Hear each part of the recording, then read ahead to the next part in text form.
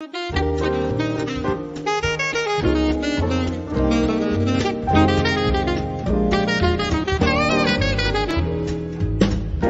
Portugal, there's a YouTube show full of fun facts you need to know. Carl rings the bell and the members show to the GMP morning show. Featured guests will come and they will blow your mind. The audience will do so in kind. The little vanity mixed with some insanity on the morning show with GMP.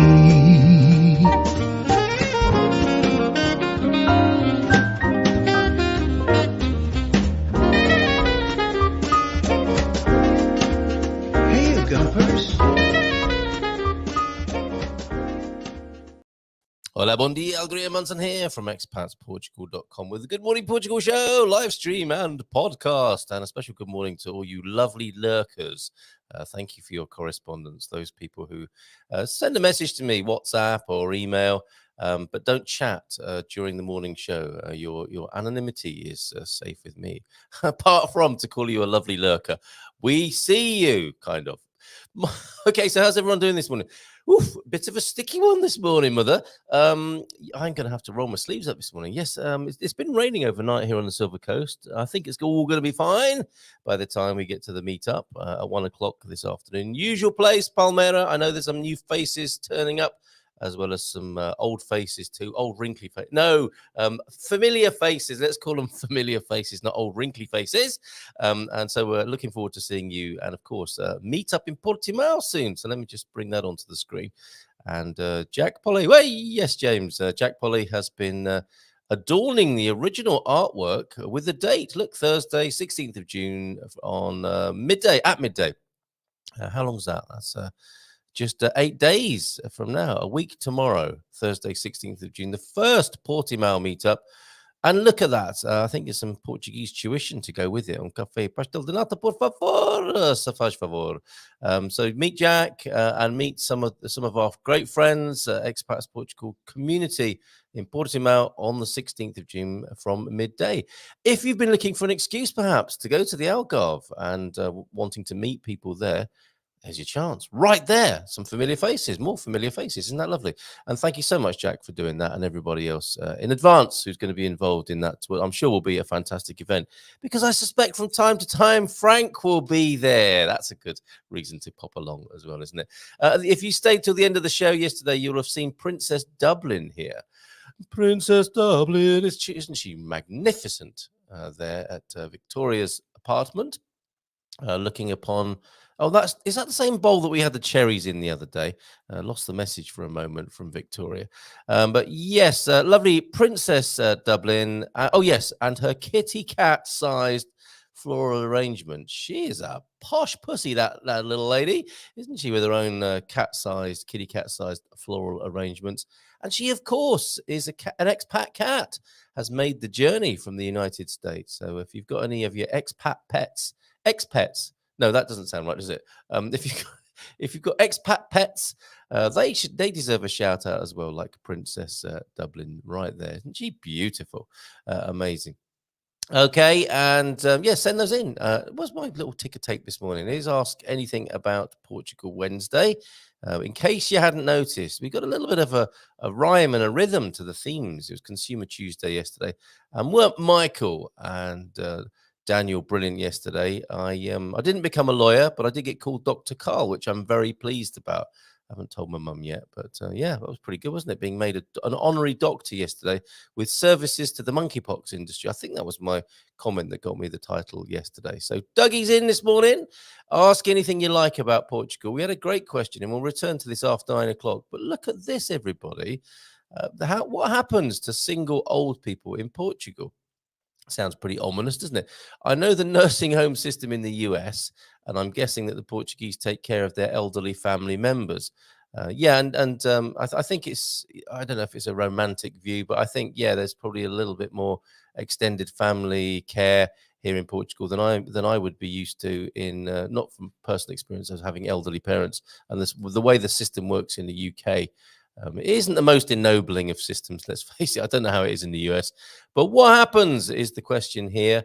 This is possibly a lovely lurker asking this question, but what happens to old expats? Which is not a cue for jokes, everybody. I know who you are thinking, what happens to old expats? Actually, yes. Let's answer that in a comical way as well as a practical way today here on Ask Anything About Portugal. So one of the questions this morning, which we'll put straight out to the hive mind, is what happens to old expats? Just asking for trouble, isn't it? And it's nothing like not the Eskimo equivalent of sticking them outside the igloo. If they really do that, and I'm sure that's just a terrible Eskimo racist stereotype, not to be encouraged this morning. But it might be an interesting topic for a webinar. I think you're right. I think we would get Serenity along. We might have Nunu along. We might have somebody from the industry. And that's a sad thing in itself, isn't it? That it is an industry these days. But there you go. That's how it is. And I was going to ask, when we put one of the Portugal newspapers up, the online papers. Actually, the Portugal News comes out in print as well. And maybe the Resident does as well. But they're mainly web-based, aren't they? We look at the English news in English from Portugal via the Resident and the Portugal News. Dougie, of course, writes for Portugal News. And that's part of why, or part of what we'll be talking about. Peak prices and peak oil are the highest recorded prices, I think, of fuel, of vehicle fuel. In these times that we live in. And Dougie's written an article about that in the Portugal News. But when we called it up onto the screen, there was a retirement, a well-being village, was it? That was a nice reframe on old folks' home, wasn't it? Go to be in a well-being village on the Algarve, I think was the encouragement. So something's happening. That is the way it goes, isn't it? The baby boomers have got cash and they live longer. And that's a perfect storm, isn't it? If you add Portugal into the mix there, you've got an aging population and more oldies than youngies, I think. It was not called the baby boom for nothing, is it? I think there's a population explosion of people of a certain age. And they were the ones who did fairly well from the economic situation that they created or were part of. And they have a little bit of a fund now, possibly to look after them in their old age, pensions possibly as well. And we might come up with some creative solutions for their care in older age. So thank you very much for that question. Given that it is a bit balmy this morning, it's right to remind you, probably that you don't need any reminding, that it's a fly season as well. We have resorted to flypaper, and what a grisly thing that is to see. You get used to it. You get used to the old waxy piece of paper with whatever it is, horse glue on it, that flies seem to love, and they're drawn towards it, and they sometimes buzz for quite a long time. And then you get used to it hanging in the corner, and you look up and there are 10,000 flies on there. You think, there's not a single bit of space left for another fly to land on. I better change that. If you're looking for a better, more humane method, thank you, June, for this in Silver Coast, our home yesterday. For those interested, and I think Georgia Moffat is somebody who was asking about flies. We have an answer to the fly problem around our apartment. And see for yourself if this works. We're going to try it. And we have had the old bag of water with coins in it. Really? Are we going to do that? Yes, we're going to give it a go. No, it didn't work. We might have done it wrong. But anyway, here's another one. Here's a anti-fly hack. I'm sorry to give this bad news. Oh, it seems they don't like the inside of a large crisp packet. No one likes the inside of an empty crisp packet, do they? That's a sorry situation to find oneself in. And I'm sorry, says June, to give this bad news. As obviously you're going to need to eat a large bag of crisps before trying this. Crisps, you Americans say, what are they?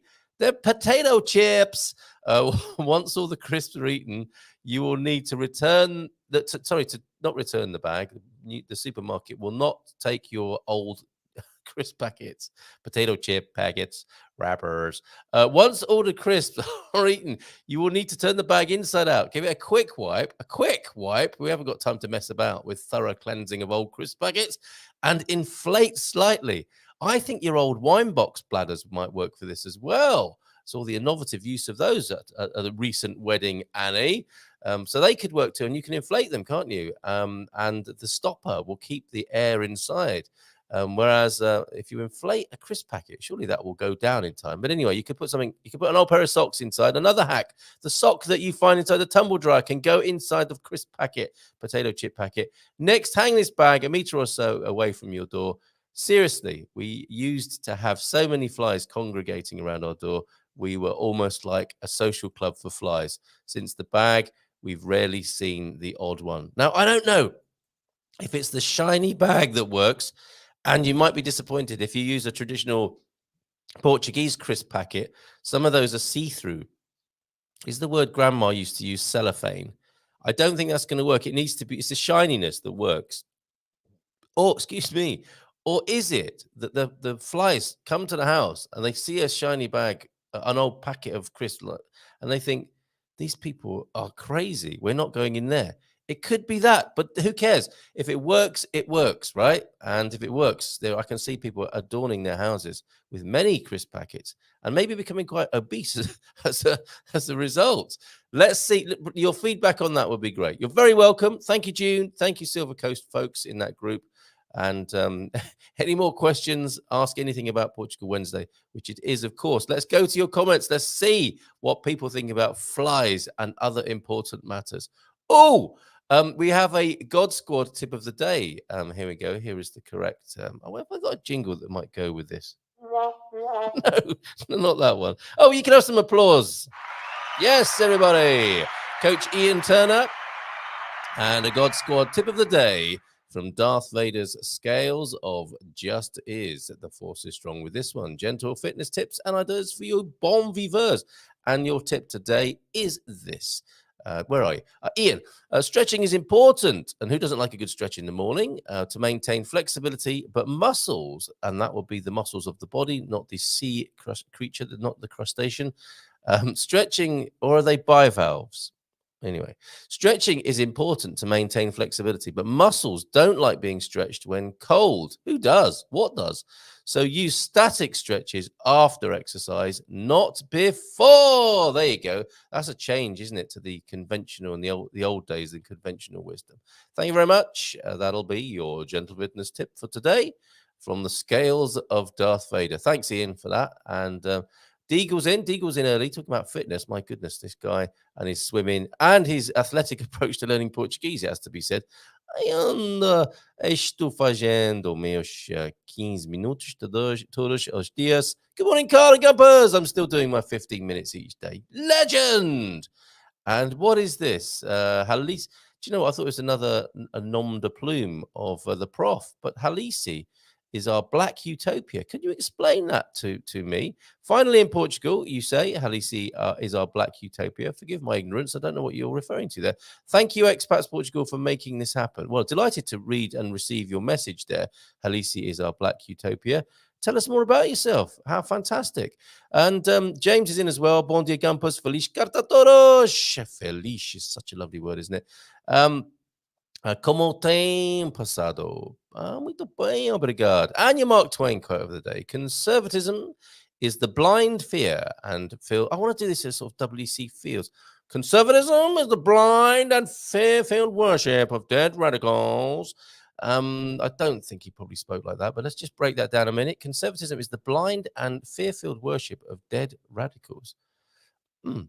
Gary Orgles, thank you for that, Mark Twain. Wonderful Wednesday is unfolding. Ooh, a bit of mystic meggery there from the old Gary Orgles.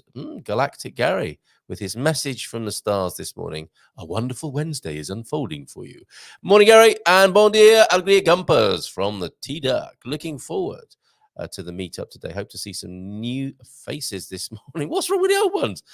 Quem tem boca vai a Roma. Who has mouth goes to Rome. Oh, I see. Right. I thought that I was referring to Italian people in a somewhat derogatory way there. We love these, the Portuguese sayings. If you need help, ask for it. Yeah, if you won't get to Rome without opening your gob, basically. Ciao a dor de cotovelo, elbow pain, being envious. Oh my goodness, you got a bit of the elbow pain there. Okay, very good. Love these. A linguash de perguntador. The asker's tongue. I see you've got the elbow pain and the asker's tongue going on there. What are you talking about? you should watch the Good Morning Portugal show and get educated in the rare phrases of Portugal. Thank you, T-Duck. When all is said and done, anonymous quote now, more is said than done. It's so true, isn't it? So true. Perhaps that's the pandemic of the moment. Blah, blah, blah, blah, blah, blah, blah, blah, blah, blah, blah, blah, blah, blah. And I'm no one to talk. Well, I am, aren't I? As it turns out. You are only young once, but you can stay immature indefinitely. And I resent that. I don't deny it, but I do resent it. Why can you only have 2 doors on a chicken coop? Now, this is one of those ones that is not going to make the translation, I suspect, the cultural translation. Why can you only have, this is a dad joke. Hold on a minute. Sneaking a dad joke in on me like that. How very dare you? Warning. Warning. Oh, drinking tea there. Yes, this is a dad joke, T-Duck. Why can you only have 2 doors on a chicken coop? If it had 4, it would be a chicken sedan. You see, coupe, we don't have that in the British. I'll ask Doug about that, actually. Let me just put that comment. I'll save that. I'll squirrel that away. Talk to Doug about that. Coupes, coupes, sedans, they're not types of vehicle that we have in the United Kingdom. That joke just went, whew. That's a jingle. T-Duck, if you're making jingles, can we have a whew joke where it's gone? And can we have the Portuguese phrase to go with it, which won't just simply be, it went over his head. What will it be? It'll be the scalp brushing aircraft, be something like that, won't it, in a more poetic Portuguese way. So jingle will be marvelous if I can order such a thing from top producer T-Duck. Bon dia, cari amigos. Thunderduck, are you going today? It's a bit like, have you opened your bowels this morning? And in fact, given that we're of a certain age, I think maybe I should start asking that of everybody. Maybe I will, maybe I won't. I don't know. It's like, given that I'm Dr. Carl, I might even start wearing a white coat in the mornings and come around, like a doctor does in the ward round. Good morning. Have we opened our bowels this morning? Very good, very good. Nurse, get this man a bedpan immediately. Morning, Thunderduck. Are you at the meetup today? He's a popular fella, isn't he? Hi, Kate from Owen as well. Morning, Owen. How you doing, mate? Looking forward to Sunday. And Brian's in as well. Bon dia, Gumpers. It's the barbecue on Sunday, everybody. Barbecue filming. And the amazing Austin brothers will be there filming it. And we have a movie from Gary today. I think I'm going to save that to the end in case you're sitting on the edge of your seat, Gary, wondering when your new movie will be premiered. We have a new movie from the great Garvo Austin, one of the 2 great, amazing Austin brothers, the movie production facilities in Alviagra, sent me a lovely little film. I think we're going to get a little bit depressed from 9 when Doug gets in. Not because of Doug necessarily, but he's talking about peak oil and we're talking about fuel prices. And we need some creative thinking on that. But we also maybe, with the 7 stages of grief or whatever it's called, we're in part of that, aren't we? We're addicted to oil, no question. It's an addiction pattern. And a part of the weaning ourselves away from any addiction, of course, I think involves some grief and soul searching, doesn't it? And I think as a society, as a culture, Western society, the oil-based culture, we've done well. We've had a good time. It's been an oil binging, it's an orgy of oil consumption, let's face it, for the last few decades. And it may well be coming to a close. If not, hopefully gradually, and that we can make a transition. And we should, that's how I first heard about peak oil, was working with the transition movement in Totnes, in Devon. A very visionary group of people. And they were thinking about creating resilience. They weren't just thinking about it. They were doing it, folks. Resilience in the face of, and community transformation. Preparedness in the face of peak oil and climate change. They were doing that back in the early 2000s. And that's when I first heard about peak oil. So a smooth transition would be great. And they also recognize it's not easy to do it. Our whole culture is built on oil consumption. So I think Doug will agree. And the conversation might be a little bit dark. It might be dark as Brent crude, quite frankly, just belching out of the ground. And we need to look after each other. And we need to take care of each other. And we need to cheer ourselves up. And we'll do that with Gary's film. And you'll understand why when I show it. Very beautiful piece of filmmaking, Gary. Thank you for that. Also, Andy is in the country. Andy Klein, Professor Andy Klein, Professor of Media, has been making short films about his time exploring Portugal. And I'm waiting for his permission to show those, because you'll find them very interesting. Anyone moving to Portugal will find Andy's scouting trip-based films, his shorts for YouTube, very informational, very educational, and full of useful information for anyone in the same condition. Good morning, Baddy. How are you this morning? Bon dia gria from a misty moist Nazare. Who doesn't like a bit of a misty moistness first thing in the morning? Stephen, well, see you later, buddy. Bon dia, Stephen. And Ian's in with a separate greeting away from his fitness tips for the bon viveurs. Gemini's in. Gemini, nice to see you. I think we're seeing a little bit more of you at the moment. Sometimes lurker, possibly. Sometimes a Gemini saying hello. But that would be a Gemini for you, right? Bon dia. From us, from Jack Pollard. Yes, 16th of June, your hostess at Portimao for the first Portimao meetup. Thank you so much, Jack, for doing that. I will love to be there one of these days. Bon dia, Carl. Yeah, todos. Oh, yeah, Gary Orgles is talking about getting out on the road with some outside broadcast equipment as well. Me and T Duck are on that. So it ain't going to be long. It ain't going to be long until we're out and about on the road. And I see myself as a kind of Keith Floyd, Rick Stein, travelogue sort of things. It'd be great if people can give me a drink, prop me up, and I can just speak to the camera and then have a snooze, be taken to the next beautiful part of Portugal, be woken up with a coffee, do a little bit more chat, and then have someone else edit it all, and it be released on Netflix, and we all retire rich and contented. I will share the spoils with you if we get commissioned for Netflix. Everybody, here's a deal for you now, right? I should have cleared this with Jerry first, but I'm going to make a little promise to you that might prompt Jerry to come onto the screen. What promises are you making to everyone? But if we get commissioned for Netflix, right? The Good Morning Portugal series on Netflix. I think we should all have a share in that, don't you? That we should all just eat out forever if we get millions from Netflix. I don't know if we're their cup of tea. The Gumper community. When you look at the youngsters on Netflix and you see the vibe on Netflix, it doesn't seem entirely compatible with Gumpers. But maybe they'll take pity on us. And give us an equal opportunity for film production over there on Netflix. Moaz is in. Bon dia, Carl y todos. I was with Louisa and Rick this morning. Wow, and we had a nice chat. Oh, nice one, Moaz. Yeah, that's why the seat is still warm here in the studio. And yeah, she must have been chatting with you and Rick and left me slumbering in bed past my normal get-up time. So I was a little bit rushed this morning. But still, the dog's had a walk, and she's made me a nice cup of tea here, which we haven't had a chance to drink yet. Probably going to have to drink that when when old Dougie gets here. Bon dia gria from Pete. A quick question that is the usual cobblers. Where is the best place to get handmade shoes? The best place I know of, Pete, would be Truja Mosha. I love Truja Mosha. Made a short film about them, one of my 60-second shorts. Do you remember that thing I did, 1,000 Things to Enjoy in Portugal? I got to about number 20. I will return to that one day. Maybe that'll be my retirement project.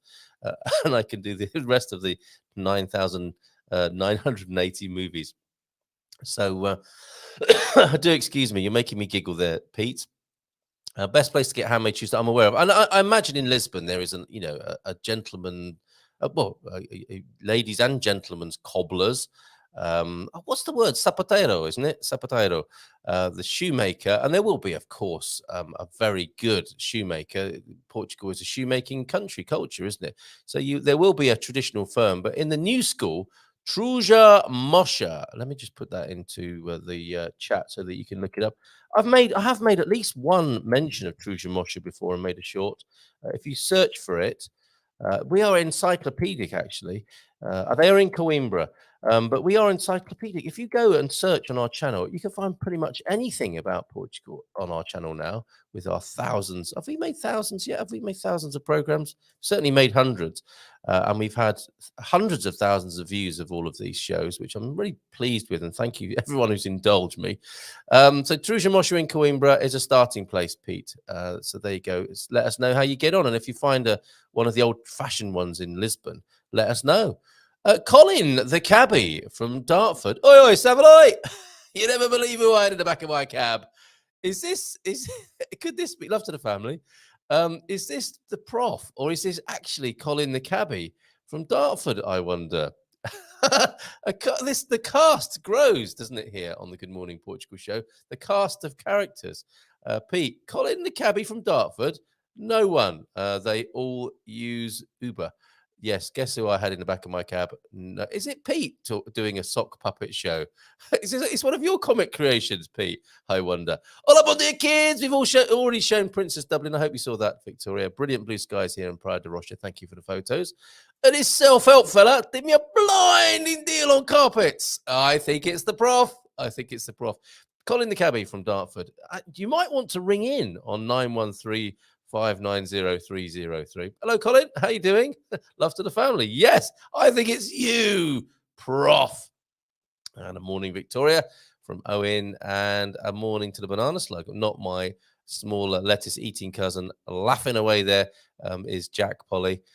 To the son of Jack Polly. I think we can say that. I don't know what he said, which caused that to guffing. Not guffing, guffawing. Guffing and guffawing are very different matters. You will discover if you're ever in the car with somebody who does both. I'm in some discomfort this morning, so I won't chat much and just watch. Nothing serious, just some manageable back pain. Healing vibes immediately, please. Healing vibes. Healing vibes towards Moaz. Let's see if that helps. A group intention experiment. These things can work, I think. Hola, boa madrugada de voltar in New Jersey. Gene, where have you been? Lovely to have you here. Anyway, and how was it going in New Jersey this morning? And when you're back in Portugal, more to the point. Anyway, he gave me a history to post on here. And so we got some history. So hold on, what happened? Prof. Eusebio passed the historical baton to the guru that we had. What was he called? I can't remember his name. Senor Singh. That much I remember. And now Senor Singh jumped into a taxi, London taxi, Colin's taxi, Colin the cabbie from Dartford. And the history baton has been passed on. So we'll have some history from Colin the cabbie from Dartford. And we may have some commentary from Colin the cabbie from Dartford as well about the old pork and cheese history. Old expats. Well, you're doing okay, Carl. So you think. I'm glad the lurker asked about old expats. I also heard that the Portuguese take care of their elders. We do hear this, don't we? I'm not sure if you can be adopted, however, by your local Portuguese family. And there are expat care homes in the Algarve. There are worse places, aren't there? There are worse places to be sat in a Shackleton wipe clean chair and be fed a ham sandwich at 6 o'clock every day and play bingo once a week. Let's face it.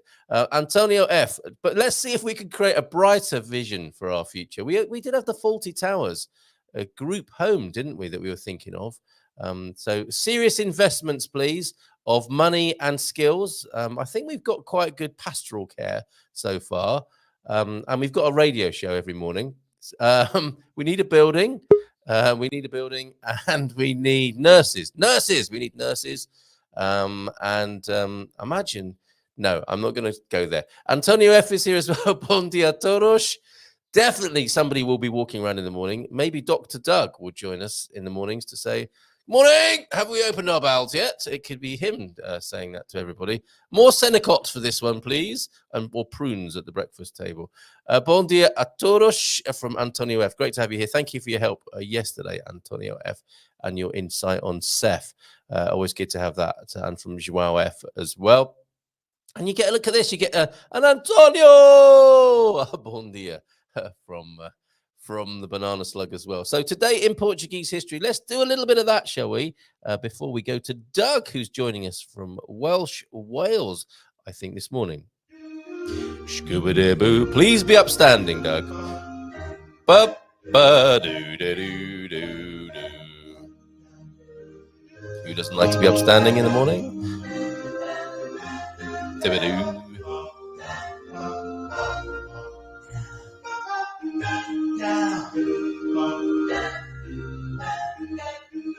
Oh, it's a bit low. Here we go. Oh, all over already. So this day in Portuguese history. Today from Colin the cabbie from Dartford. And what he has for us today is, today in Portuguese, they do a lovely egg and chips in Albufeira. Thank you for that cultural insight. With a nice lager top to go with it. History 1995, Super Rock. That's a good one, isn't it? They must have been very pleased with that when they thought that up in the old PR department. Super Rock Music Festival. And they will do it in that voice, believe me. Super Rock Music Festival is inaugurated. Headliners over 2 days include Jesus and Mary Chain, The Cure, and Faith No More. Well, I'll say, well, never mind about that. We can only assume it got better thereafter. And I'm only kidding. I do like The Cure, and music taste very subjective, of course. That's quite a headliner, quite a headlining range there, isn't it? Of Jesus and the Mary Chain, and The Cure, and Faith No More. Pretty amazing. Faith No More, is that the band?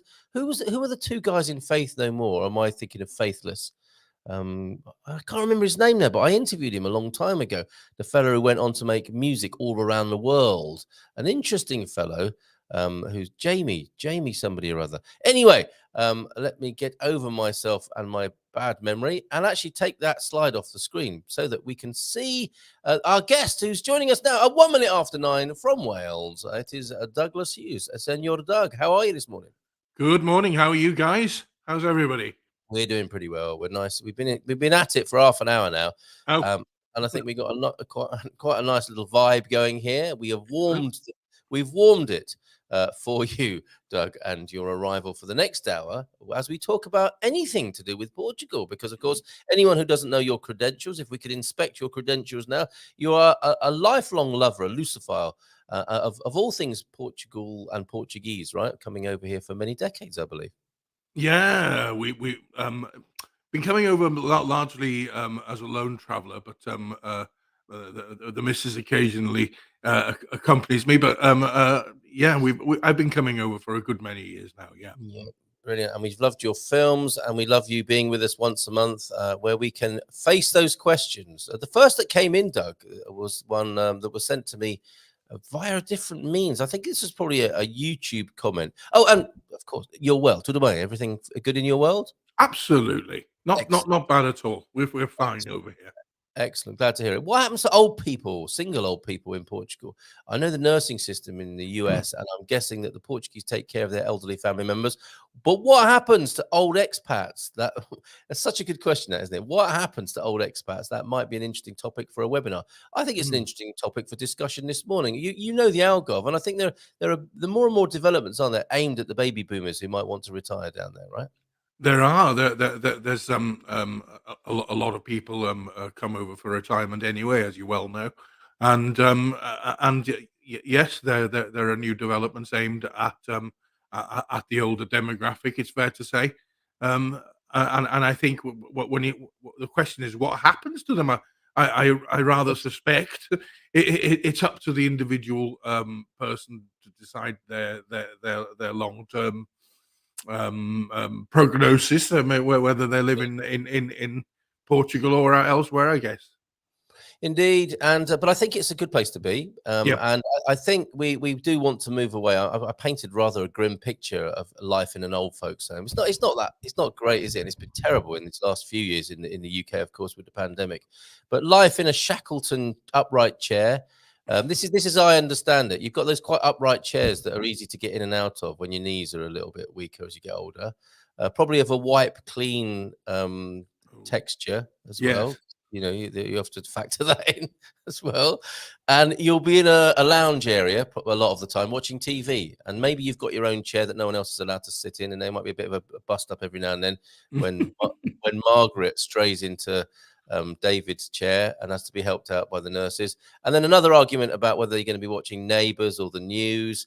But thank God it's lunchtime, about 11:30. You get lunch, don't you? Which might be a sandwich or a bit of soup. A ham sandwich and pink wafers. Yes, that's the one. It's got to be a ham sandwich. That's exactly what I said earlier on. It's always a ham sandwich, isn't it? It is. For these vegan baby boomers, it's going to be quite a shock. They're going to want sprouted mung beans, aren't they, for lunch? And nurse is going to say, it's a ham sandwich or nothing. There's nothing like a sprouted mung bean at this time of the morning. Indeed. Get back in your chair, please, Mr. Hughes. It's not lunchtime yet. No, it's always get back into your chair, please, Mr. Hughes. It's a special kind of voice. You've got the voice. You've got the voice. That's right. And how's the constipation? And then you know, so that's one of the high points of the day, isn't it? A ham sandwich, and then back to your chair, a bit more telly. There might be a turn or a bit of bingo occasionally. A funny turn, probably. Yes. Funny turn. A funny turn. Yes, this is a grim picture, but It I is. only mention it so we can improve upon it. This is the Gumper home of the future is what we're designing, but this is the baseline from which we're working from this morning.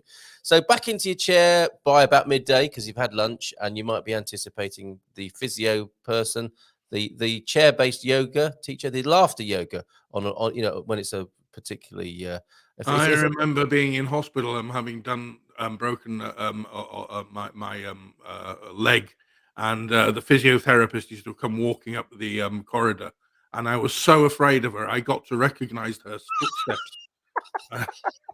what does she do to you? Oh, twist and turn and contort me in all shapes. And yeah, she was a particularly nasty piece of work when it came Really? to bones. Yes. Some people would pay good money for that, Doug. Oh, That's absolutely. Yes, you still have her contact details. I have. Oh, okay. After the show, then. So there we are. We're back in our chairs. We might be having a little bit of bingo. Never having played bingo in your life, you suddenly have to start playing it at an old folks' home, possibly, and then maybe an afternoon snack, tea. Oh, it's got to be lots of tea. There's maybe a tea trolley with the traditional packet of biscuits, bourbon, rich tea, that sort of thing. Rich tea and always pink wafers. Always. The There's pink always, wafers. Are yeah, you there partial are. to those? Not particularly myself, but I'd rather a rich tea or a Digby, as I call them, a digestive. Okay, very good. All right. Well, and of course, given the Pride times, the pink wafer is perfectly appropriate and probably would be doing the rounds on the tea That's the trolley this one. time of year. And then we can look forward to tea time, can't we? Because it's not going to be dinner anymore, is it? It's not going to be G and T's and dinner at around 7, 8, 9, or 11 o'clock Portuguese time. It's probably going Come to have. on, put that away now, Mr. Hughes. It's time for your tea. You're That's good it. at this. You put your Yes, I am. jigsaw away now. Put your jigsaw Yeah. away. We'll turn off the television because we should talk to each other. If you Go come on. into the dining room for your second sandwich of the day, I think. Do you want Ham. ham or do you Bloody want ham cheese? again. You want Oh, cheese for a change, maybe? yeah, yeah. Cheese and Uh, tomato. Oh, Cheese and it'll always be that Dairy Lee stuff, won't it? Yeah. I Yeah. wonder if we've got anyone signing up for this yet. And Yeah. then, if you're lucky, maybe the soap opera back into the group room, into the lounge, soap opera, and maybe we should think about going to bed now because it is 6:30 or 7. Yeah. And if you're reading a book, you can retire to your room, read your book. Would you like your hot water bottle, Mr. Hughes? We've got it all ready for you. Doug, nearly forgot that. A hot water bottle, electric blanket, could be Okay. dangerous in an old folks' home, but they have got better over the years. And a cocoa, right? It's a yeah. mother-in-law joke in there somewhere now. Brought my mother-in-law an electric blanket. But Lumpy Horlicks. Lumpy Horlicks That's or the one. cocoa.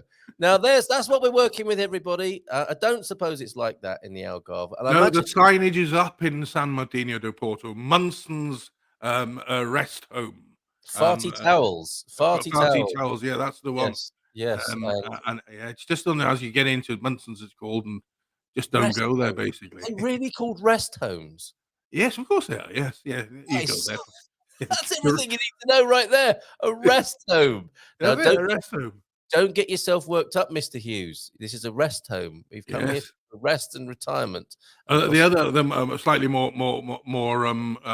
cutting edge term for them was a granny farm, wasn't it? You know, it's Granny farm. Okay. Oh, All you're into granny farming, are you? Yes, of course we are. We're doing rather well out of it. Yes, because it was a business thing for a little while, wasn't it? That's And it, that's yes. when it became an industry. That was a proper downturn, wasn't it? It When was. people were diversifying into old folk. Oh, it gets more and more miserable all the time. It does. It Okay. does. All right.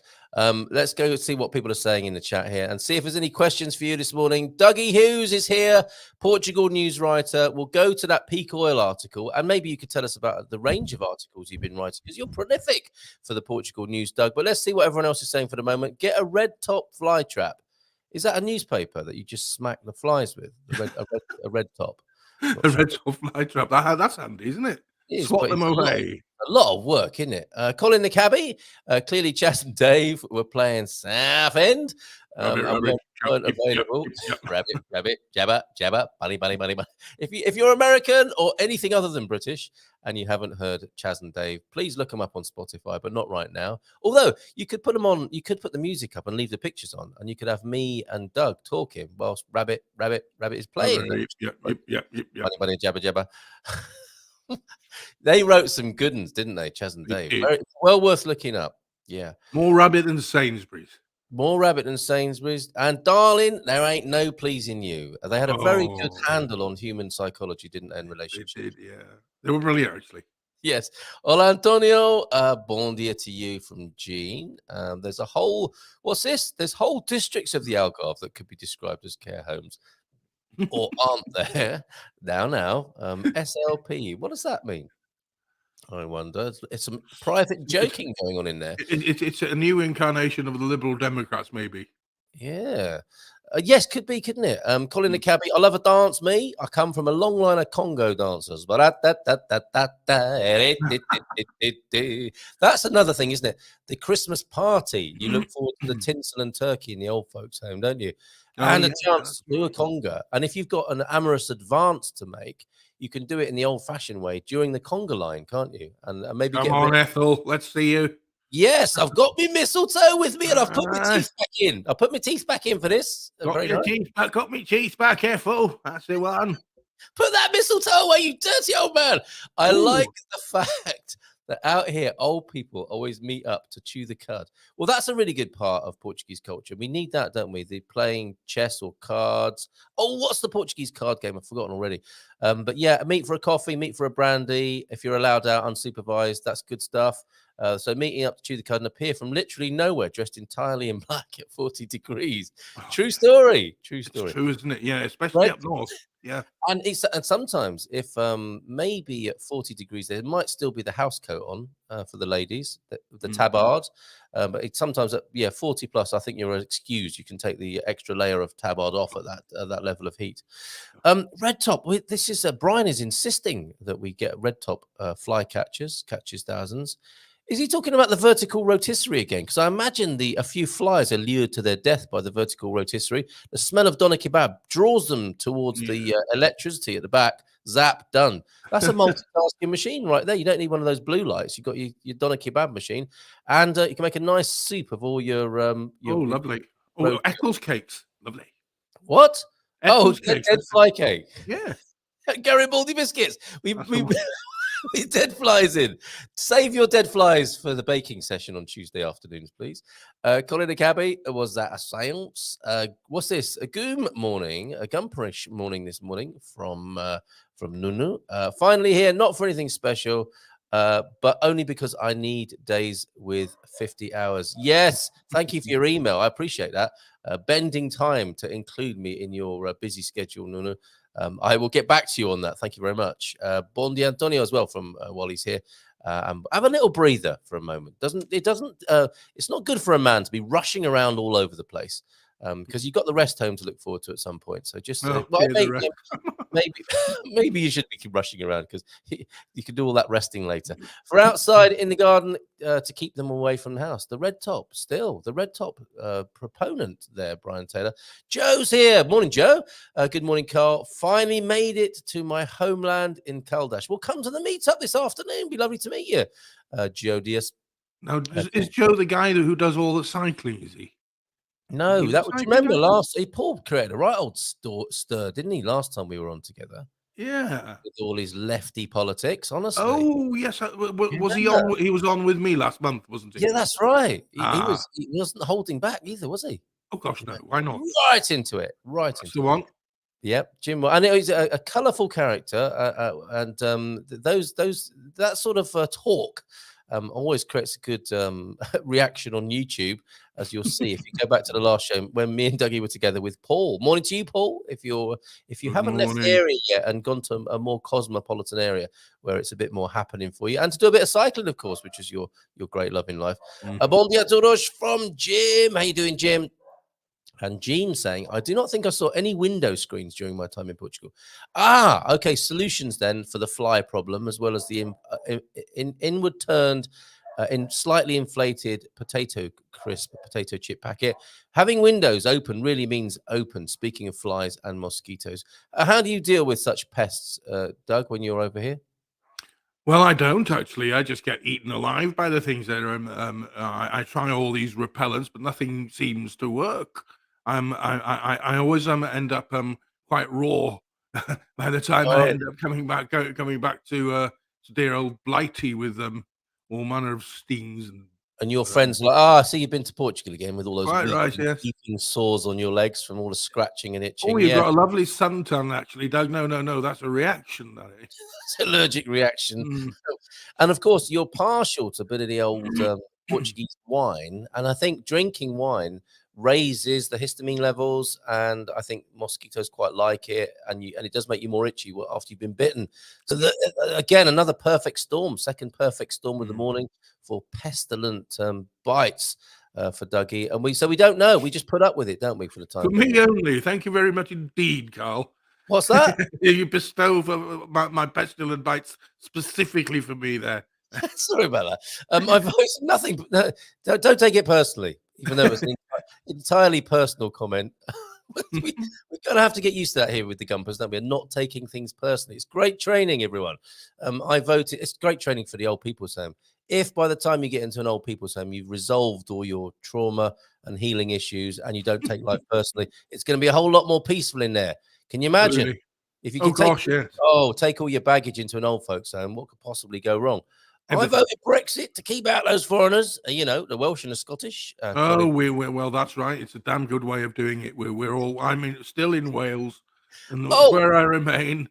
And I hey, can't come for more than 90 days, and it's really infuriating. And is it going to be like that? You're not going to be able to go to London for more than 90 days soon. Is that the direction of travel? well, if the nationalist element here in Wales get their own way, which they won't, I don't think.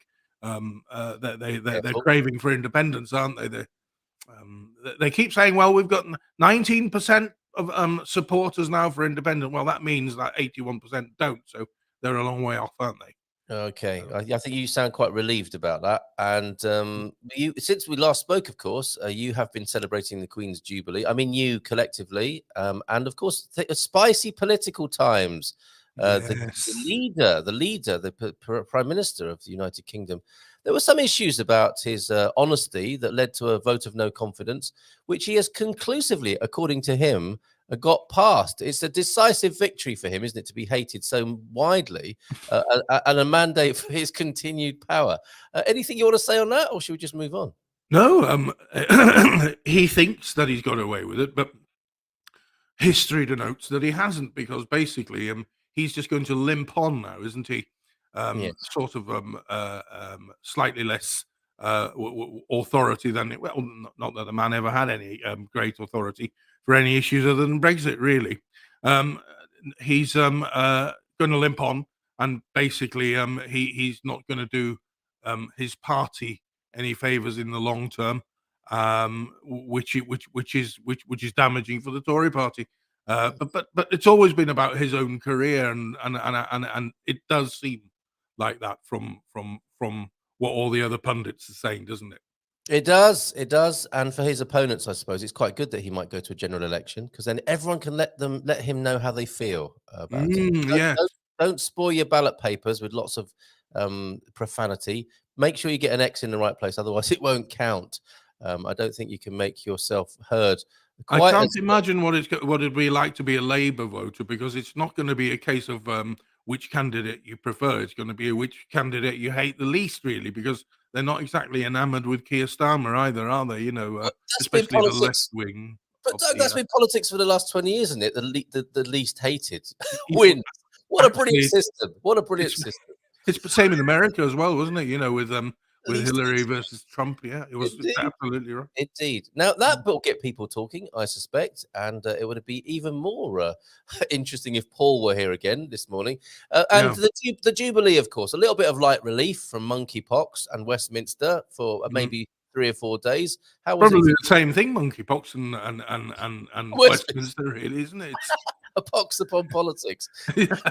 How was the Jubilee celebration? And just to explain to people who might not understand the finer detail of the United Kingdom, Wales, of course, are part of the United Kingdom. You have your own Prince of Wales, who sounds like a Shakespearean character and a little bit of an anachronism. And not everyone's a fan of him in Wales, No. it has to be said. But I think certainly in the south of Wales, people are very happy to celebrate the Queen's long tenure.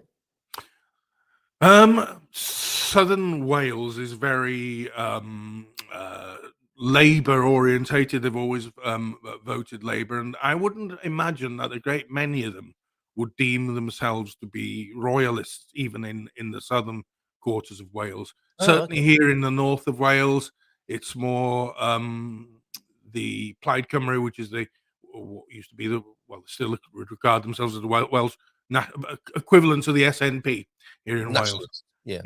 And they certainly wouldn't have been hoisting the Union Jack.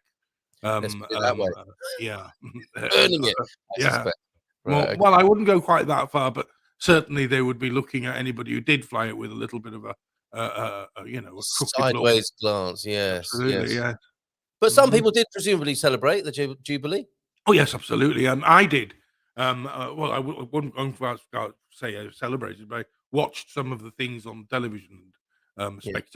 Spectacularly, they were conducted on in front of the palace. There, those images on the side of Buck House were quite amazing.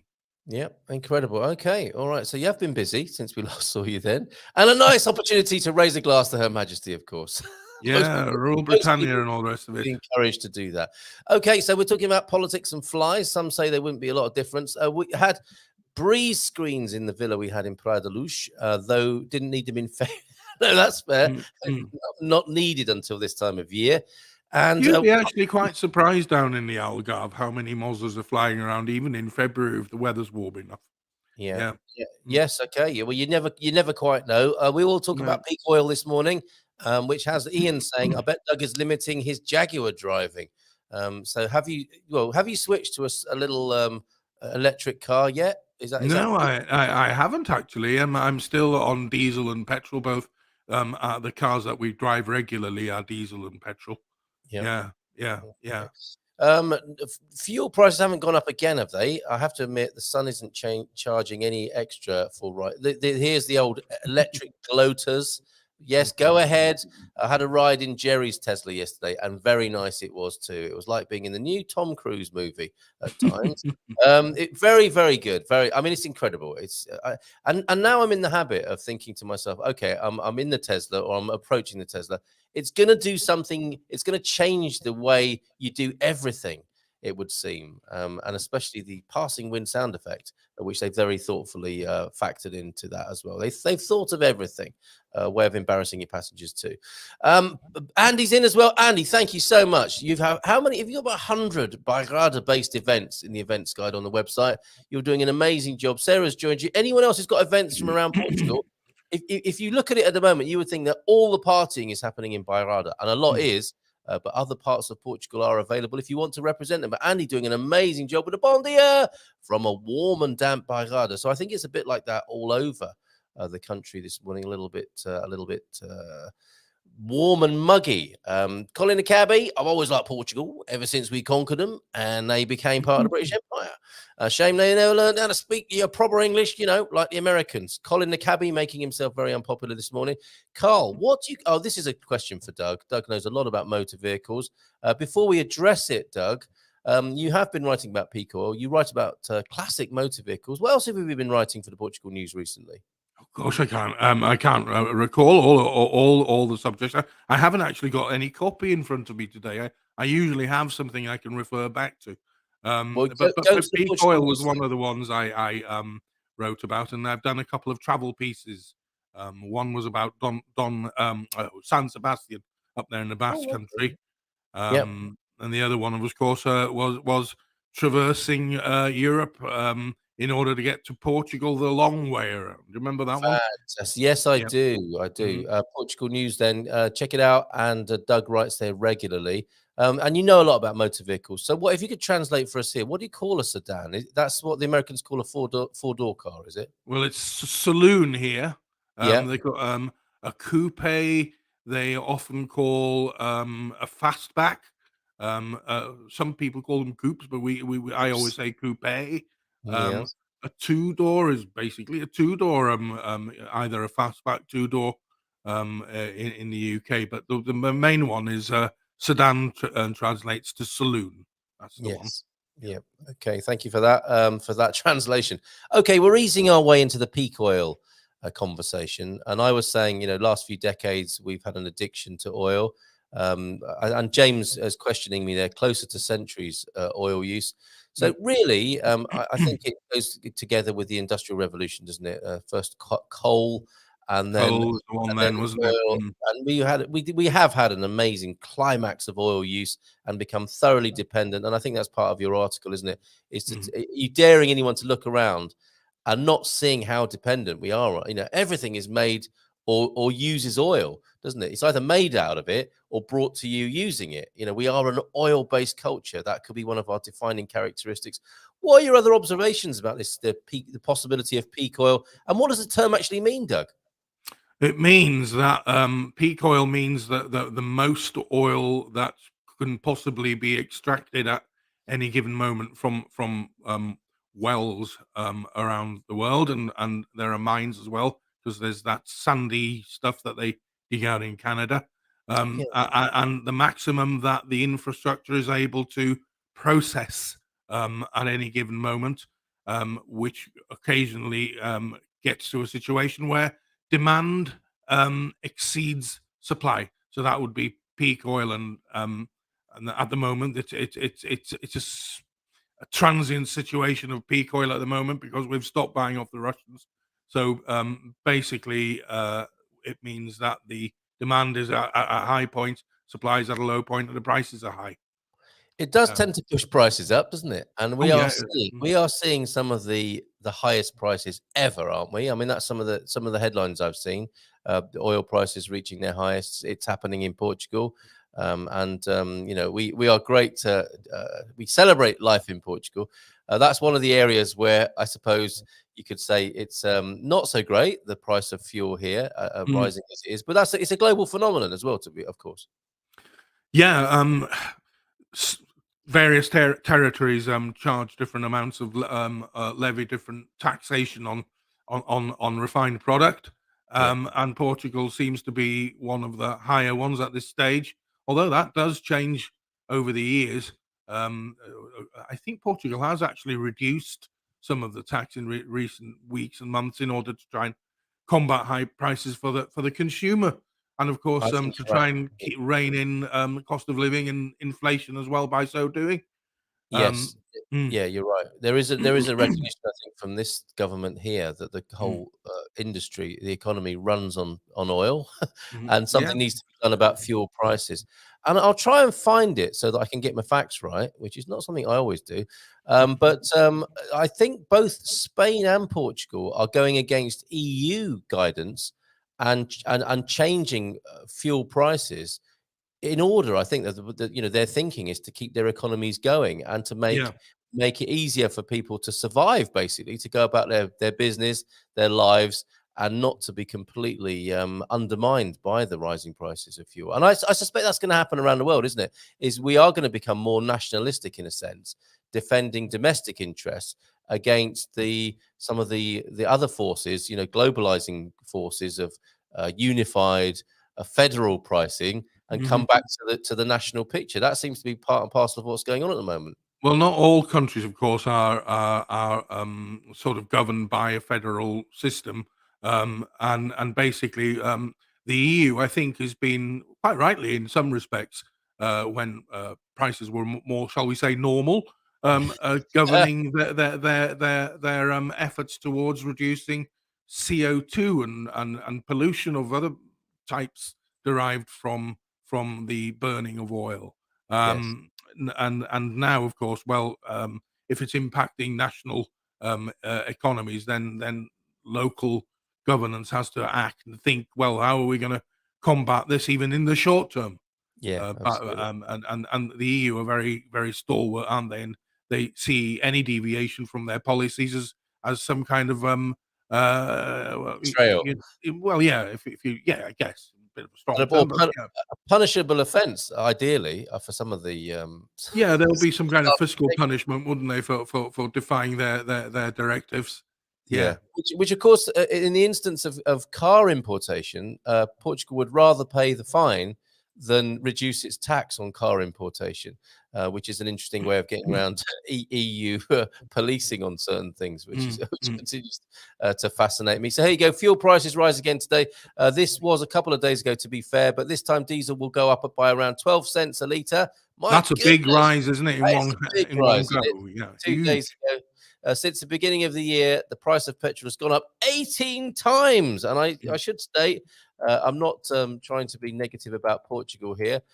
This is a global phenomenon, and here it is a bit bigger on your screen. So it's gone up 18 times, and diesel has gone up 15 times.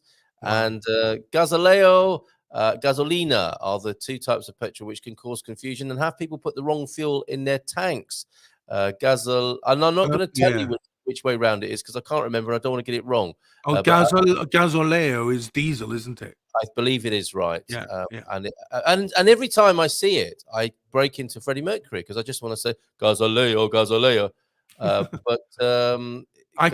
was driving a 4x4 around Portugal, which one I hired, not by choice, and I called that guzzleo because that's exactly Gasoleo. what it did. Yeah. Brilliant. Gasoleo, everybody. Well done, Doug. Hold on. That deserved much better. Thank you. Petrol now costs around 219 euros per litre and diesel 191. Environment Minister Duarte Cordeiro said that the increase in fuels is verified by the sector's regulatory entity, as in it's legal. And can you imagine in the halls of government, we need to put petrol prices up again. Okay, let's just go to the regulatory entity. Is that okay? Yeah, it's fine. Put it up. Yeah, sticking up 12p. We did ask, and they said it'd be fine. Matty's in this morning, another electric car owner. What does it matter to him? Hola, bom dia, alegria a todos. De Bombal on pouco chuvoso. A little bit rainy then this morning, and bizarrely, the UK sells the most convertibles in Europe. That's interesting. Very aspirational, isn't it? Perhaps this non-fact based optimism may be mirrored with Brexit. That was Atmoaz from Pete. Why is Actually, it? I own a convertible. Why You're then? quite Why would you right. do that? Why would you do that? I Optimism. don't know. I bought this convertible with all great intentions that the weather would be wonderful. Now we'd be able to go and have lovely drives out in summer. That summer I bought it was one of the most rainy ones we ever had. You're to blame. So Okay. I put the voodoo on things. Everyone remembers that summer when Go on. when Doug bought the convertible, and when Doug says he's going topless, that's what he means, top down. Oh dear, don't please. Oh, would love to watch the show, but now I have a project to work on, so it's difficult to view as I use my phone for work. I'm sorry to hear that, Gemini, that work is getting in the way of your enjoyment. That's awful. Healthy move, Portugal. Cloudy in Lisbon as well from Antonio, and even picked up some rain on the way. My goodness. Oh, Keith nice. Floyd used to own a pub near Totnes. We love Keith Floyd, don't we, Duck? Keith Floyd, I knew. I wouldn't go as far as I say I knew him personally, but I met him several times. He owned a little Triumph Vitesse, and he used to come on our Circuit of Ireland retrospective rallies from time to time, and many a time we had some fun moments with Floyd in the bar. Really? You Yes. surprised me. A retrospective rally driving around the pubs of Ireland. Yes, that was more or less what it was about, to be perfectly fair. Of course it was. Of course it was. Today, my like was number 9. Are you keeping a record of these, Matty? What's up, Gumpers? That should be way into double digits, almost 30 minutes into the show. Yes, come on. Do what he says. Fondle that like button. Dougie's in with asking anything about Portugal, or you are, and we're attempting to answer. Us and the hive mind was thinking of going to the meetup with my motorcycle, but not when it's rainy. So TMX, it'll be the TMX, I think, is the tester, isn't it? Colin the cabbie off to the battle cruiser tonight to get Brahms and Liszt and hopefully get the wife to drop her Alan Wickers. Yeah. Unreconstituted man, British man there who you're likely to meet possibly on the on the Mediterranean and Atlantic coast. Carl, just a good excuse for a road trip. Is that to the Algarve, I wonder, or just popping out in your Tesla?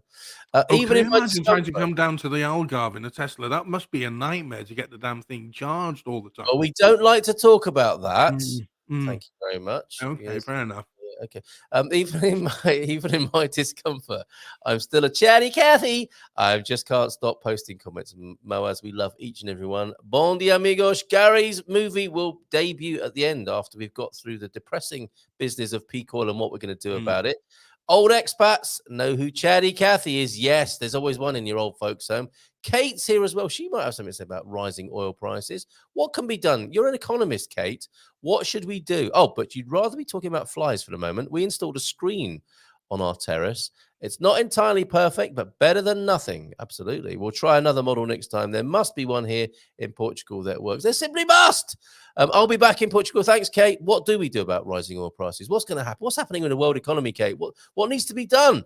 Kate, you're an economist. You're our only hope. You're an Obi-Wan. What is the best way to have fingerprinting done for the FBI background check? Oh, I don't know the answer to that. I don't suppose you do either, do you, Doug? Gosh, no, I've never had my fingerprints taken. I'm very happy to say. Not ever. I'm a good egg, really. Really, despite everything. Despite everything. Despite what they say. Pondy doing some last-minute packing. Don't ask me why I do this. I don't know why. Maybe I enjoyed a slow dread creeping as I watched the time come closer and I freak, trying not to forget anything.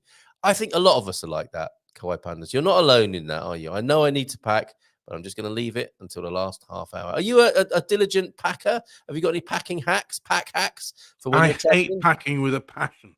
Absolutely loathe the thing. And I live out of my suitcase once I arrive in the Algarve or anywhere else. I just leave things in my suitcase, and it drives my missus up the wall because it all ends up all wrinkly and crinkly, but it doesn't bother me. I just leave them in the suitcase and take out one garment at a time. It just sounds like that should be a ventriloquism act. Your wife, you're in the suitcase, and your wife, Doug, who wants to see Doug? And all the crowd going, oh, okay, then. It's got to be louder than that. Who wants to see Doug? And then she gets you out of the suitcase and does a bit of material. Bottle of gear. That funds the next trip to the Algarve. Carl, what we need is a home for old expats that needs looking after. That'd be great. Okay, I'll see what I can do. Faith No More was a great band, says Jess. Colin a cabbie. Being a cabbie is murder on the old Khyber Pass. My Chalfonts and Giles are playing up after having a pony. I love it. Thank goodness. That was all in Cockney rhyming slang. I just used there we go. Gee, we've sorted it out already. We didn't have to do anything, Doug. I just used a local fingerprinting business using old school ink. This isn't real, is it? And card record and snail mail. The FBI has a link to the specific card you need. Oh, okay, so this is legit. I thought he got down to a Chinese shop and bought an ink pad. Or use the old John Ball printing kit. You end up with 6 things every time you go to the Chinese shop, minimum. And none of them last more than a week. No. And use it at the fingerprint place.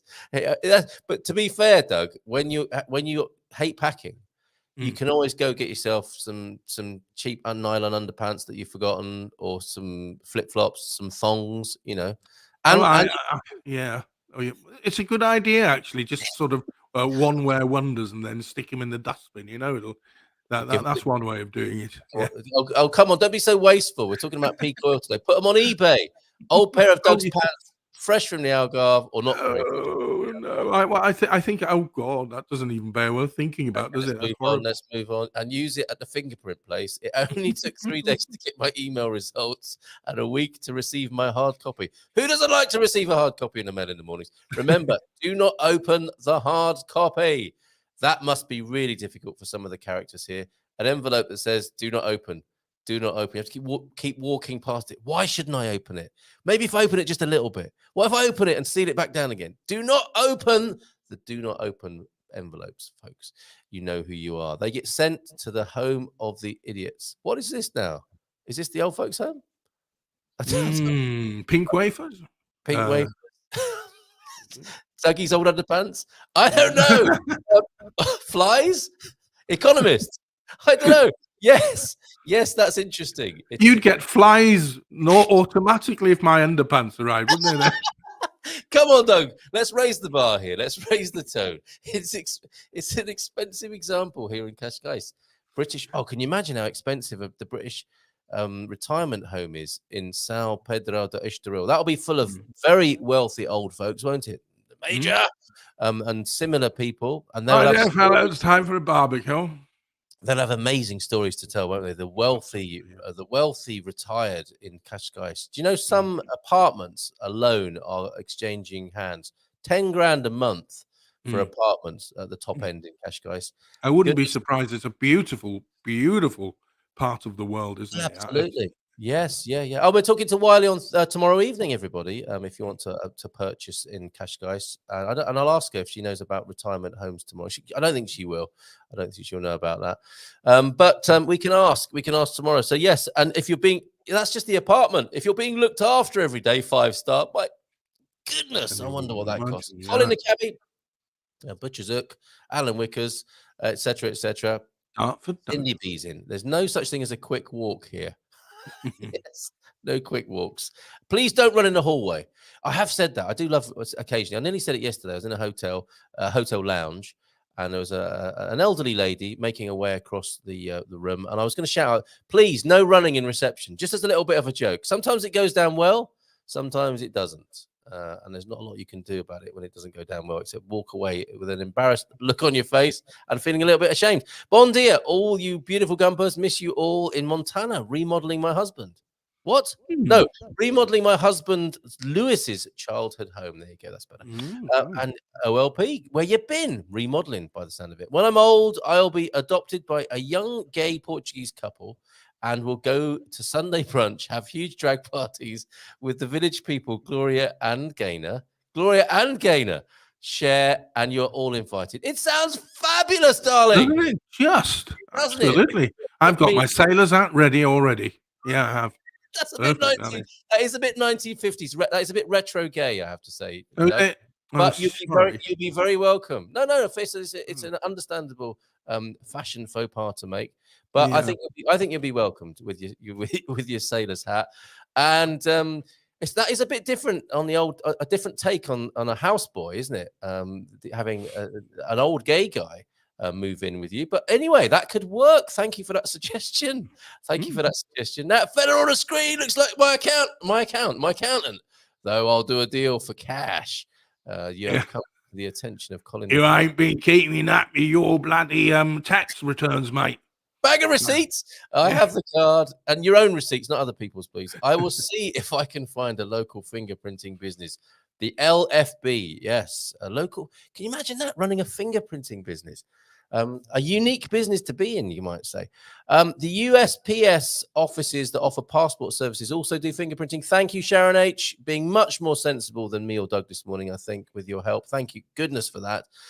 So you can go to the USPS offices that offer passport services. We went in and our prints were scanned. Results within a day or two, and the hard copy mailed. Fantastic. Thank you, Sharon. And thank you to the other person. Sorry, I can't remember who you were who gave advice to Jean on the fingerprinting side of things. Lar dos Idosos. Oh, so is that what an old people's home is called? The Lar dos Idosos. That's unfortunate, isn't it? That's unfortunate. Okay. Also, don't do it for too far in advance. Double check the timing. I think within 90 days. Yes, you've got to have fresh fingerprints, because goodness knows you might have used super glue in the intervening period or something like that, or some heavy plant. I think you should not belittle old people. You will get there too. I take your rap on the knuckles there. I wasn't belittling old people. I was tongue in cheek. Which is easier when you don't have your dentures in, it has to be said.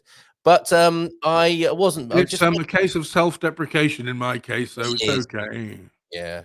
I think we're just making light of the situation because we know we're going to get there, and a bit like peak oil. We've got to make hair here and all the rest of it. Yes.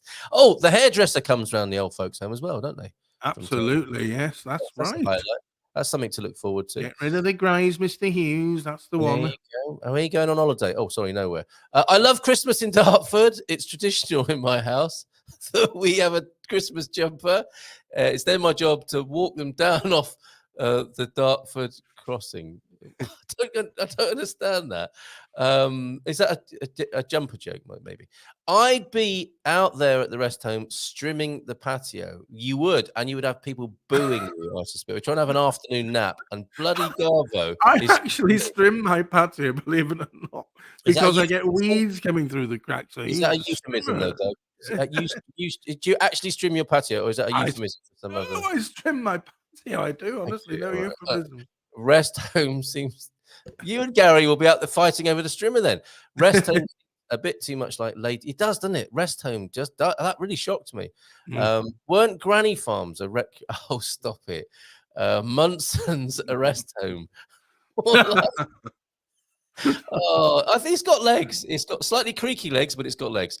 Time to stop speaking the dreary scenario for elders and create a dream. Yeah, okay. Well, let's move on to that then. You're quite right, James. We've had enough fun. Let's move on. Visioning of the future. Johnson needs a rest home. Give it a rest. You got more rabbit than Sainsbury's. Maybe Kate, the Economist. Here we go. Some input. Maybe we should have a retirement like the late Queen Mother. First, gin and tonic at breakfast. She lived to 128 or something, didn't she? First gin and tonic at breakfast, follow on while being dressed for the horse races. Being dressed appeals to me, I have to say. Yeah. A few more G&Ts while my bets are placed. Rinse and repeat. That's not a bad plan, is it? It's going to be She expensive. didn't do anything wrong, did she? Because she lived to a ripe old age, so we can't. Is that how it works? Mm. Water bottle, electric blanket, and hot cocoa. I guess I'm already at the old folks. Yeah. Donna horse leg kebab. What's that? Is that a racing tip or something like that? I don't know. Joao F is here. Good morning, everybody. How you doing? Joao F, great to have you here. Thank you yesterday, in case you didn't hear that, talking about Seth, you and Antonio. I can't keep up with all your previous comments. We're talking about old folks' homes in Portugal. You might know something about it, Joao F, as a Portuguese man. You've already written so much this morning, so forgive me for not greeting every single one of you today. Not a problem. Weather in June, day 8 of rain. There you go. Weather forecast or weather reports. Very rainy in the UK by the sound of it. Actually, we've got a beautiful day in Wales today, but that's extremely odd, isn't it? Because we normally send our rain towards England. Well, and look at this. Who wants to go there anyway? There's nothing. Well, do you want to defend? That's a bit rude, isn't it? He's. I mean, Wales is got it all going on the top, and then it's a load goes on down south, and then there's a vast plain of absolutely nothing but open fields and mountains. So he's not wrong. No, he's not wrong. No. I love Wales. I would like to. I've been to Machynlleth, where they talk a little bit about. Machynlleth is a very pretty town. Yeah, isn't it just that whole coast, the Pebble Beach, all of it is beautiful. Mm-hmm. And North Wales is amazing. Snowdonia. Come on, Andy Gilchrist. Blue Angels would certainly be acceptable as well. Awesome show if no one has ever seen them. The Rafts, Red Arrows were also very impressive at Newburgh, New York, a couple of years ago. Okay, somebody would step in and say there's nothing in Wales except English tourists. Well, that's true. Yes, so it must have its charms, must it? What is the word? What are the Welsh? Keep it clean. But what is the Welsh word that's used for the English tourists? I got called visitor once in a cafe. Yeah, visitors. That's what often. Yeah, it had a slightly derisive tone to it, though. I have to say. Visitor. It depends on which Welshman you meet, really. It doesn't. If you're a cafe owner, then you'll be most welcome, won't you? I think it was one of the customers, not the owner. I recommend you're probably sat in his seat. Yeah, okay, all right. Well, I'll bear that in mind next time. I recommend strong vinegar. There you go, Doug. For you, ask anything about Portugal mosquitoes. Aldi has one called Vinaigre de Limpeja. So the cleaning, the white vinegar, I think that's good for mold as well. So if you've got if you've got moldy legs or mosquito bites, there you go. Come on, come home to. Oh, that's an oldie but goodie, isn't it? God save the Queen's head. They want to knock it down and build Nando's. Never over my dead body. Hi, James from Joao F. British nonsense is rather smart. You know, it's one of the few that has wit and humor. There you go. Hopefully that's true today, this morning. Vote Greens. Is that a lettuce joke there? And give Peter a chance. Oh, dad joke alert. Okay, we'll stand by for that. Spoiled ballot paper. What? That Boris has done a blinding job. Look how many food banks he's built. Yeah, very good. Yes. Colin the Fair cabbie. point. Right, it's 10-2. We haven't really talked about peak oil. What's the solution, Doug? What's the problem? What's the solution? Go. It's a difficult question, isn't it? What the solution is, because with the person who actually finds the solution is going to make a fortune, aren't they? The sorry truth of the thing is, it's going to get a lot worse before it actually gets better. Because if you think about society as a whole in the Western world, and how dependent we are on oil as a commodity, we're living life on a knife edge, because it doesn't take anything much to disrupt supply and push the price up, and then that disrupts the economies of the world. So can you imagine? I mean, at the moment, you've got geopolitical factors that are affecting oil supply and the price thereof. But what happens on the day that the oil wells actually start churning out less oil, and they start running dry, which isn't going to happen anytime soon, I hasten to add, but the day is going to come. So basically, the world, humanity, needs to be ready for that, because tangible alternatives need to be found. Otherwise, we're going to be caught, in a very bad situation. And electric cars aren't going to solve it, because they need energy in order to be charged, and that's got to come from somewhere, hasn't it? We've got to change our ways, haven't we? We just can't expect to be running around like this in the way that we have been for the. I think it's about culture change. You know, to keep wanting to live the life you've lived is probably the problem, isn't it? Coming to terms with the facts and that life might be changing, might be a little bit more intelligent here. But on electric vehicles, I mean, they're leading the way, aren't they, Tesla? You can apparently change the horn to a fart noise. Well, thank God for that. There's one of your peak oil solutions right there. We can laugh our way into oblivion with that. Question for you: are you? I wonder what led Miguel to believe that you might be Scottish, Doug. I know. Slange. Look at that. Same Sale. Bem-vindo, boas pessoas do estrangeiro. Cheers, Miguel. Lovely to have your contributions. I missed a couple of them yesterday. Sam is supposed to be Sale in this case, an Icelandic male salute. There you go. Colin the cabbie from Dartford. Nice to meet you. Be careful of Colin the cabbie. Joao F. He's got a bit of side to him. If you, what's this about having conquered Portugal? If you want to keep healthy in this country, you should review that statement he was just saying. He don't care. He'll be saying it. He'll be shouting it out while he's having his egg and bacon and pint of Guinness down in the alcove. That truly British drink, Guinness, or truly English drink. Indeed, friends, they have already increased the oil price 18 times. Yes, we mentioned that. Chris is in this morning. Shame. I guess it is a shame. We're talking about peak oil by Evelyn Champagne King, dedicated to Boris Johnson, not just peak oil. It's a shame there is no honour, no decency, no code. Still sore about that, Chris, I see. Should all countries govern themselves? Sovereign people rise up. You have nothing to lose but your chains. Sorry, where did that come from? And I don't know if that's an answer or not. Gasolio, not Gasoleo. That's right, Gasolio. I do beg your pardon. I know that's right, and you might have heard me falter, but it's in my mind as Gasoleo, Gasoleo. Okay, Montana's current regular gasoline price today is, hasn't few. I mean, that's your thing. There's your culture built on oil, and now $4.68 a gallon. It There used you to go. Half price. Half cents. price is £8 here. Is it really? Yeah. Wow. But that's a shock to Americans, though, isn't it? $4.68. Gasolio, thank you very much for that. Do appreciate it. We're coming to the last few comments now as we wind up the show. Doug, is there anything else you wanted to add or ask this morning? No, not really. Just thanks again for having me on the show, and it's been a pleasure to have a look at all these wonderful comments. It's been amazing. Well, we're not finished yet. Gasolio, of course. Next time I come to Portugal, says Colin the cabbie from Dartford, I'm going to visit the capital, Madrid. Yeah, mate. Oh, he does need to be careful, doesn't he? He needs to go to that cafe down in the Algarve. You know, the one Ronnie's cafe. He puts an egg on everything. We call it egg on Ronno's. Yeah. Oh, my word.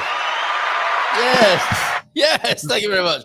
Tesla Model X, the TMX, and charging it at my house is about €5 for a full charge, maybe 10 at max. There you go. Good Doug, going. Doug, was it something you said, or you're just pleased to see him? Pleased to see me, I think. Thank you, Antonio. It's very nice to see you too. Look at this. Joao, don't take him too seriously. I think it's some of that British satire you like. Do you have suicidal tendencies or some kind of secret death wish? We do. He's going the right way to bring you to that conclusion for sure. Oh, hi, Carl. We can discuss oil prices at the meet. Oh, a dark shadow, darker than Brent crude over the meetup today. Oil prices to be. Don't let that put you off, anyone. YouTube doesn't allow enough characters to explain anything. Oh, it's going to be a long explanation from The Economist. Do join us at the meetup for that. That's going to be interesting, actually. Dougie, you are going to come to on the politics show on Monday night so we can talk Brexit. No mudslinging, just a good conversation. Sounds good to me. Is that the suggestion then that we revisit Brexit next Monday night on the politically leaning show? I'm open to it, but somebody's got to propose it and then come and talk about it. You can't just chuck it in there and let other people fight about it. You've got to come on yourself. So, Chris, is that what you want to do? Charging is certainly easier than in the United Kingdom of North Rwanda. I imagine it is. Glad our car is electric too. That's The Economist then, chosen electric. Oil and gas are not on our household shopping list. Okay, a little bit of a clue there. Come on, folks. We aren't slow. We just take more time. That's a really good way of looking at things, isn't it? Very good, Miguel. And we have the Tesla, but we're waiting on the Cybertruck and the electric tractor. It's great to have it powered by our own solar.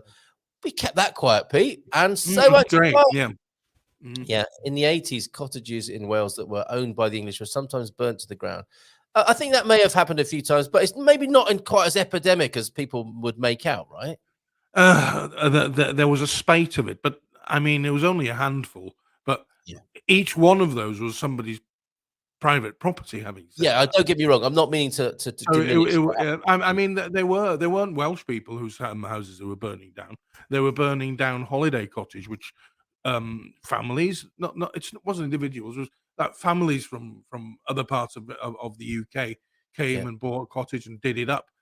Cottages that had been derelict for years were made into something nice and usable, and it was just a cynical, horrible attitude, and I would never condone.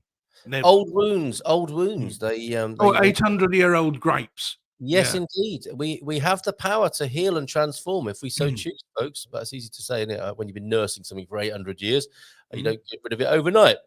A bit like our oil habit. Lots of stations on the A8 have recently added charge points, which is great to see. We have a beautiful film to play at 10 o'clock from Garvo, which is a way of shifting our attention, really, from the challenges of humanity, including peak oil, into the timeless and the eternal. Stay tuned for that, everybody. Happy to see you here, Jean from Joao. In the absence of something interesting to say, I'll just keep to a warm greeting. Good policy. Sure, Boris can make sure we return to. We haven't had a good miners' strike for ages. I don't think there are enough miners anymore. No, to strike. But I think there's bus and train strikes down in London. Train drivers are going to do their bit. Fingerprint results expire in 6 months. Trust me, I found out the hard way. Okay, and who doesn't like to find out the hard way first thing in the morning? Okay, Colin the cabbie, who did you have in the back of the cab? That was an earlier joke. No one, because everyone takes the bleeding Uber now. What's this? Back of the cab, he's a complete communist. At Capricorn 12. Apparently, says Kate, it's never occurred to today's guest that we can all use electricity generated sustainably. Yeah, today's guest. If we had made these investments from 50 years ago, Putin would have no power over our world. This is true. I completely agree with that. Yeah, absolutely. But although electricity can be generated sustainably, can enough of it be generated? And that's where I would come back to changing our habits. That's the big question, isn't it? This is oils and fossil fuel to a point has been easy. It's been easy energy, relatively easy to dig out the ground, and technology's changed now. It's even easier. And what's going to happen when that resource becomes unsustainable? Yes, and that's where the problems are going to start. Yeah, we might just need to calm the hell down and not running around all over the place and sustain. You're talking about sustainability. Our way of life isn't sustainable. So producing electricity for it won't be either, will it? No. Where was the soap? Where's the soap? That's one of my favorite jokes. Two nuns in a bath. Jacob's nanny. Where was the where was the soap and water to wash out his mouth? Yes, indeed. Calm down, me old Chinas. Don't make me go all Ray Winston. Calm down. Fusion is the ultimate answer. Yes, of energy and of people. Of fusion of people, right? She's Wales. Sorry. absolutely spot on, and that's something that's there's been leaps and bounds in fusion, but it's still a long way off. Yeah, Wales is a beautiful country, especially North Wales, and the Welsh are such friendly people, just like the Scottish and Irish. Thank you, Jackie Brooks.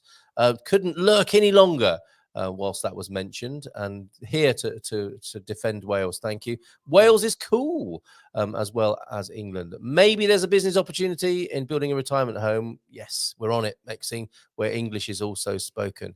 Well, we're going to make people. That does sound a bit fascistic, doesn't it? To make people speak Portuguese. But if we're going to have a Portuguese, if we're going to have an elderly folks home in Portugal, a bit of Portuguese must be spoken, and it might be one of the classes, as well as bingo and physio. You can have a Portuguese class. Excellent, friends. Fake Tories, lend me your ears. I will lie to you again and again due to your greed, and you'll lap it up like Chris is not over this, is he? Like a pig at a feeding time. It's not the lie; it's the willingness to ignore the lies. My goodness. Okay, so maybe, Monday night, maybe. Shall we say ooh-wee? Ooh, Our energy is silent, non-polluting and plentiful, but EDP still won't let us sell it to the local area. Fair play, Pete. Is it sustainable? Is it scalable that all of the population might be able to do what you're doing? I don't know the answer to that. I'm just asking the question. Yes, enough can be. It takes time that we haven't given ourselves because we had poor government foresight and bad energy policy. True. Yes, that will come as no surprise to anyone, will it? It's a very the world of economics as is clear. It's all about today. It's never about looking ahead to tomorrow. It's all about making a fast buck today. And I think I'd have the doc cheering me on with that one. Andrew Howarth here. Look, I couldn't agree more about being 50 years late, but we can't. It's too late now, isn't it? We have to start where we are. But unfortunately, it's not good common sense that rules the world. It's greed. True. That's what you just said, right? Anyway, gotta go, Carl. Love to the family. Yeah, love to the family, Colin. See you later, mate. Lovely to have you here this morning. And I think Pete had another comment as well. Doug, as we said again and again, solar and wind power are what you use. I am sure you could easily set up a wind power close, or alternatively, it is so wet in Wales, you could use hydropower. Yeah, McCuntleth, the Centre for Alternative Technology, have been talking about this stuff for 30 years, everybody. They had some of the answers. They have some of the answers. Cat, an amazing place. Absolutely amazing. Transition and Cat, shout out to you this morning. People, the visionaries who have the answers, who will go beyond the greed and grasp the nettles of our future issues. And you could say survival, couldn't you? Doug, thank you so much. We're going to chill right out. You might want to stay for Garvo's movie, which will premiere now. It's going to take us back to the timeless. So let's watch it together now. Cheers, mate. Really appreciate it. Looking forward already to seeing you next month. Cheers for everybody. Nice to have seen you all. Okay, get ready, everybody. Sit comfortably, loosen any tight clothing, let go of all those troubling thoughts as we hand the microphone and the camera to the great Garvo, who we might be at the meetup today. See you tomorrow, everybody. It's freestyle tomorrow. If you actually have something you wish to say and you'd like to join me on the screen, we have a little opening tomorrow. And who doesn't like? No. Okay, see you later.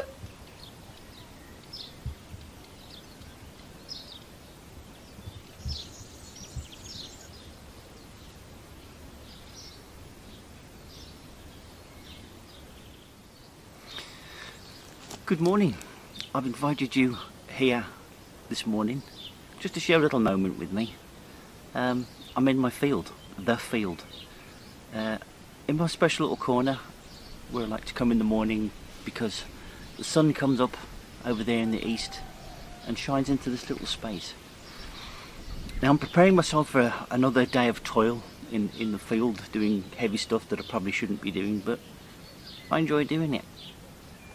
And this is a nice time just to sit and reflect. And I think people should reflect because we have little time in our world to do that. And moving to Portugal has allowed me to do that, really, because I came from a world of 100 miles an hour, working 12-hour shifts. Was it really working to live or living to work? I don't know which. But now I feel in life I am actually living. I probably, the first time in my life in reality. So as I sit here and look over my work for the day and contemplate what goes on, I actually feel quite lucky, quite privileged. And okay, there are sacrifices along the way and compromises that you must make. But unless you try, you might never really realise your dream. That's important.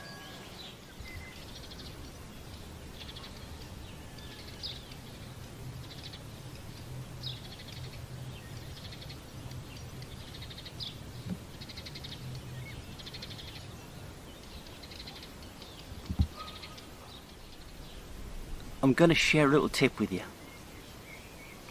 Where I live, and probably as in many parts of Portugal, bay leaves. Bay leaves grow everywhere. I've got about 3 or 4 on this small little field I've got. But bay leaves have the most wonderful smell.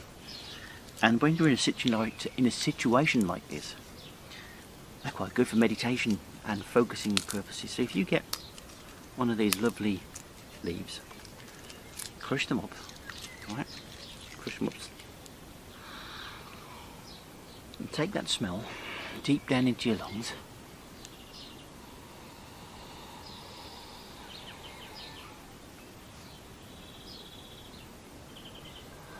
Not only is it good for your chest, it also clears the mind, clears the chest, clears the thoughts.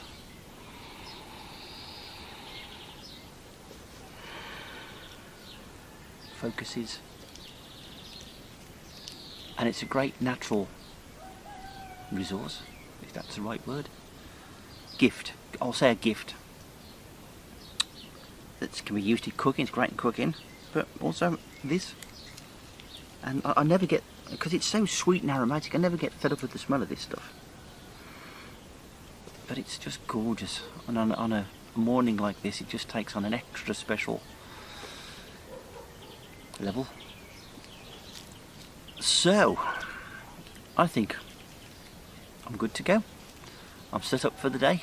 I know what I'm going to do, so I'm going to go and do it. Have a great week. Take care of yourselves. See you soon.